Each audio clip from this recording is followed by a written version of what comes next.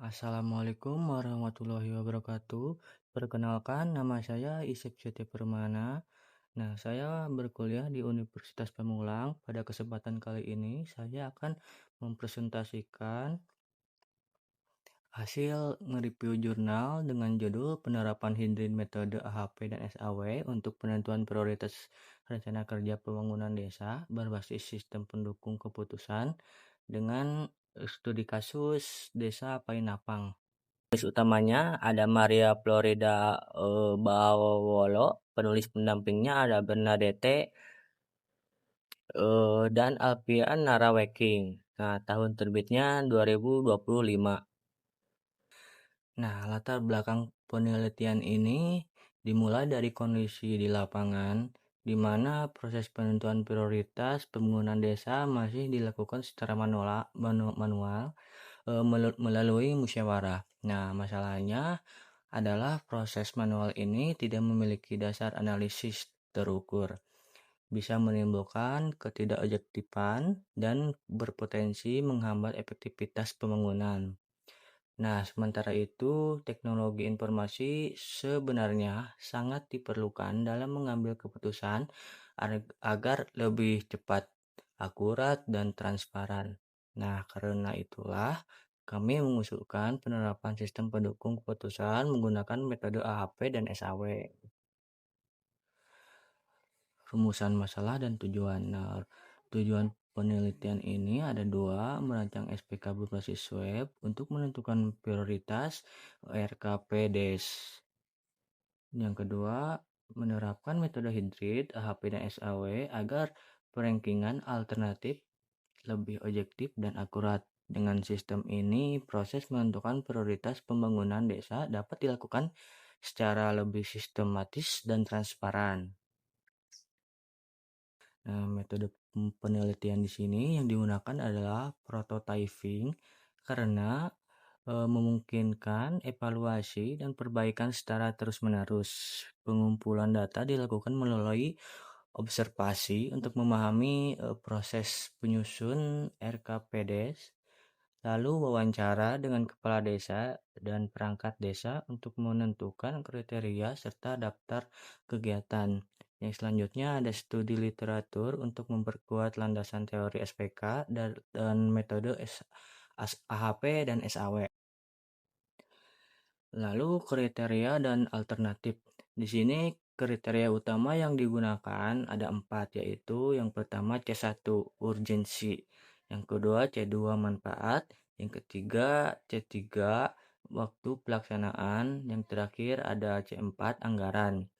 Nah, sementara alternatif kegiatan terdiri dari yang pertama kegiatan Karang Taruna, yang kedua A2 PMT balita dan ibu hamil, yang ketiga A3 pengerjaan jalan lingkungan, yang terakhir A4 penanganan keadaan darurat.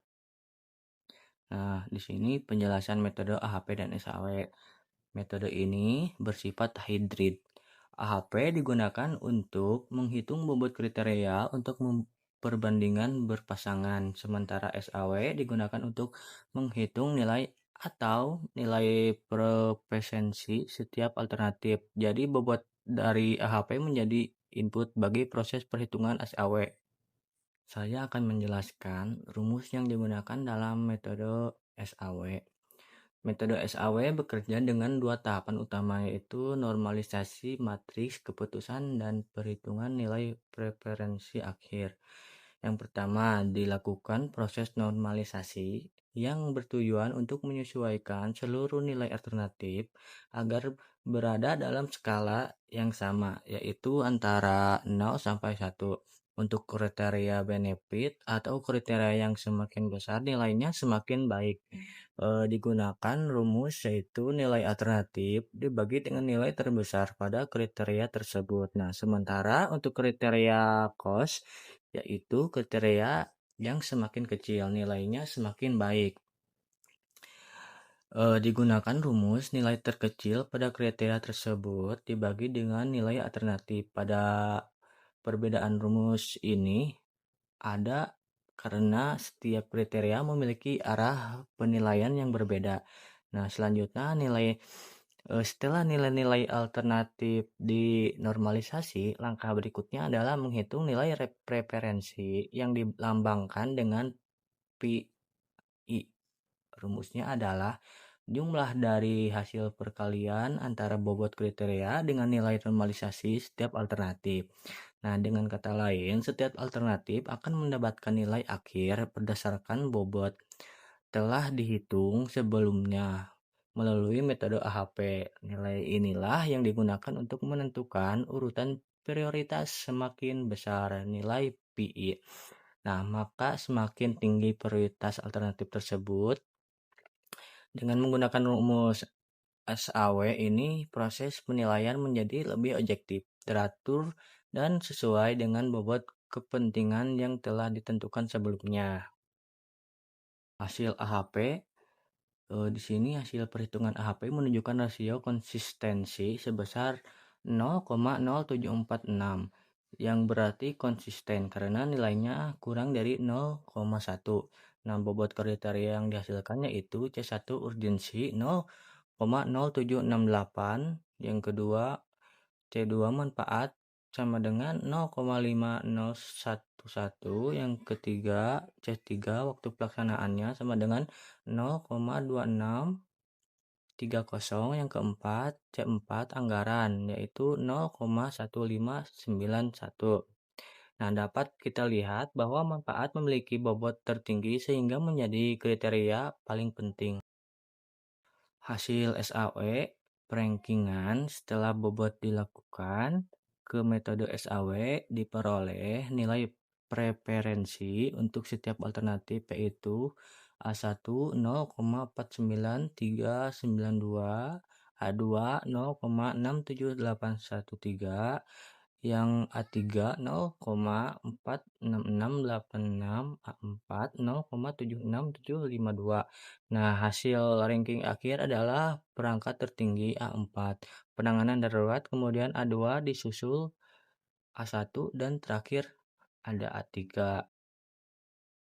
Pengujian akurasi sistem. Hasil sistem kami dibandingkan dengan keputusan aktual kepala desa. Dari 4 usulan prioritas, semuanya 100% sama dengan rekomendasi sistem. Ini menunjukkan bahwa sistem kami andal dan akurat dalam membantu pengambilan keputusan. Nah, kesimpulan di sini metode AHP dan SAW terbukti efektif dalam menentukan prioritas pembangunan desa. Lalu ada sistem berbasis web mempercepat proses, meningkatkan transparansi, dan mempermudah dokumentasi. Ada juga kriteria manfaat menjadi faktor paling berpengaruh.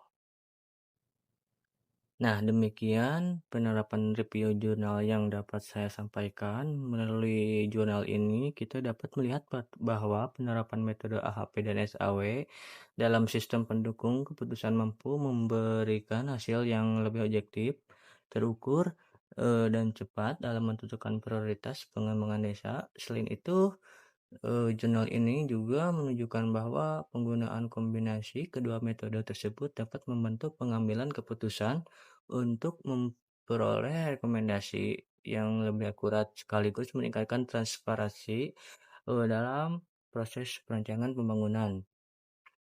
Nah, saya berharap penjelasan yang saya sampaikan dapat memberikan gambaran yang jelas mengenai isi jurnal, metode yang digunakan, serta hasil yang diperoleh oleh penulis. Terima kasih atas perhatiannya. Saya akhiri presentasi ini. Wassalamualaikum warahmatullahi wabarakatuh.